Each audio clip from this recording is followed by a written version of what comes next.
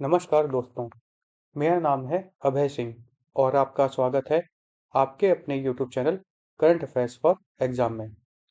दोस्तों, अब हम एक ऐसे करंट अफेयर्स टॉपिक पर डिटेल में बात करने जा रहे हैं जो सिर्फ टूरिज्म प्रोजेक्ट नहीं है, बल्कि heritage conservation, regional development, cooperative federalism और सस्टेनेबल टूरिज्म का एक कंप्लीट केस स्टडी है।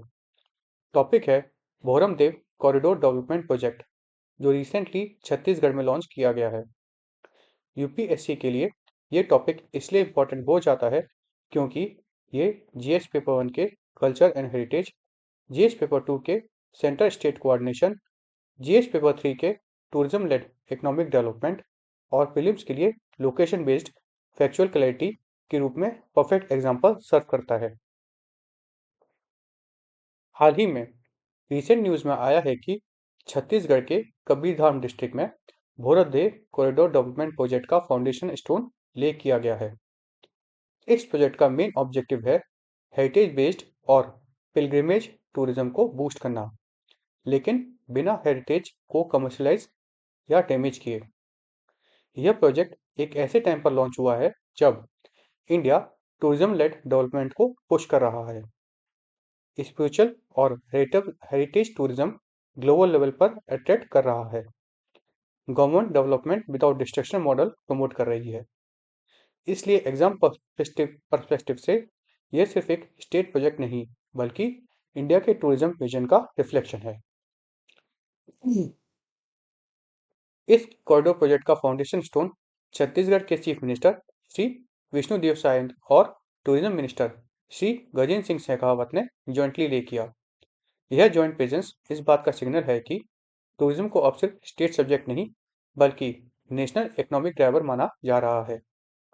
यूनियन मिनिस्टर ने इस प्रोजेक्ट को लॉन्ग चेरिश ड्रीम कहा, जो अब रियलिटी बन रहा है।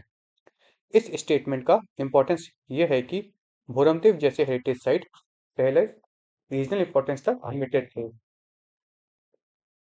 और अब नेशनल और इंटरनेशनल टूरिज्म पर लाने की प्लानिंग हो रही है। यह कोऑपरेटिव फेडरलिज्म का एक प्रैक्टिकल एग्जाम्पल है, जो यूपीएससी जीएस पेपर 2 के लिए डायरेक्टली रेलेवेंट है। यह प्रोजेक्ट मिनिस्ट्री ऑफ टूरिज्म की स्वदेश दर्शन स्कीम 2.0 के अंडर इम्प्लीमेंट किया जा रहा है। यहाँ एक इम्पॉर्टेंट कॉन्सेप्चुअल शिफ्ट समझना जरूरी है। स्वदेश दर्शन 1 में फोकस था इंफ्रास्ट्रक्चर क्रिएशन और स्वदेश दर्शन 2.0 में फोकस है sustainability, destination management, integrated planning, carrying capacity और लोकल कम्युनिटी इन्वॉल्वमेंट। इस प्रोजेक्ट की कॉस्ट लगभग 146 से 148 करोड़ है, जो सेंट्रल गवर्नमेंट ने सैंक्शन किया है। यह इन्वेस्टमेंट सिर्फ रोड्स और बिल्डिंग्स के लिए नहीं, बल्कि एक हेरिटेज इकोसिस्टम डेवलप करने के लिए है। यूपीएससी प्रीलिम्स के लिए ये एक डायरेक्ट फैक्चुअल पॉइंट है। भोरदम भोरमदेव कॉरिडोर स्वदेश दर्शन 2.0। भोरदम कॉरिडोर को explicitly Kashi Vishwanath corridor redevelopment model पर डिजाइन किया जा रहा है। इसका मतलब क्या है? इसका मतलब यह है कि पिलग्रिमेज के लिए कंजेशन कम किया, एक्सेसिबिलिटी इंप्रूव की, टेम्पल के सेंसिटिविटी को प्रिजर्व किया और टूरिज्म रेवेन्यू बढ़ाया। सेम फिलॉसफी यहाँ भी अप्लाई हो रही है।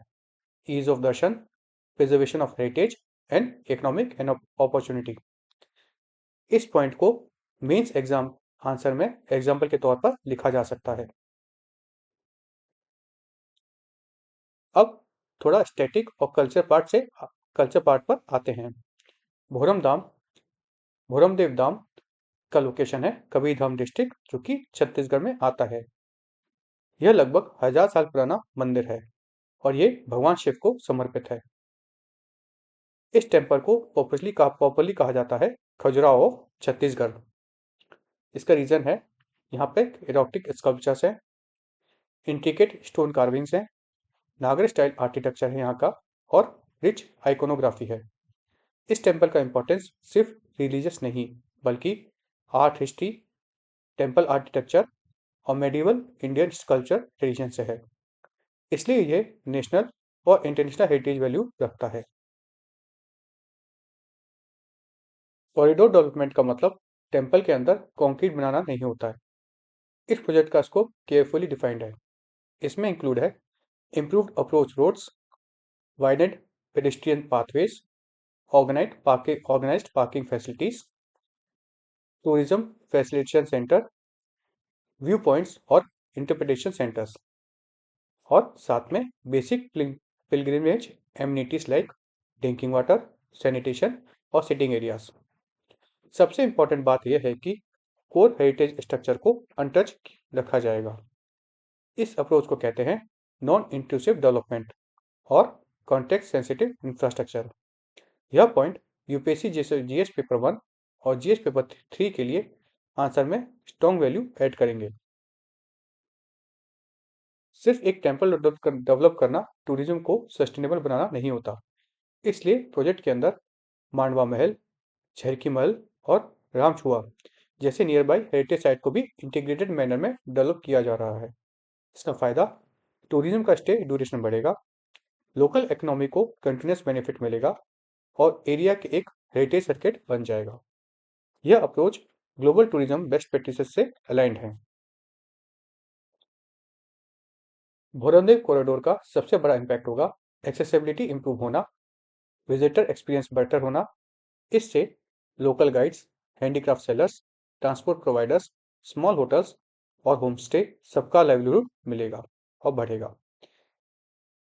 इस प्रोजेक्ट के बाद भोरमदेव सेंट्रल इंडिया के एक मेजर स्पिरिचुअल टूरिज्म हब के रूप में उभरेगा। यह टूरिज्म लेड इंक्लूसिव ग्रोथ का टेक्स्ट बुक एग्जाम्पल है। इसी इवेंट के दौरान ट्रैवल कॉरिडोर और कन्वेंशन सेंटर जैसे प्रोजेक्ट्स भी अनाउंस किए गए।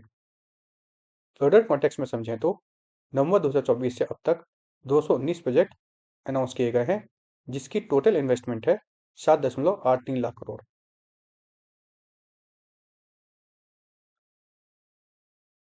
गौरवदेव कॉरिडोर प्रोजेक्ट एक क्लियर मैसेज देता है।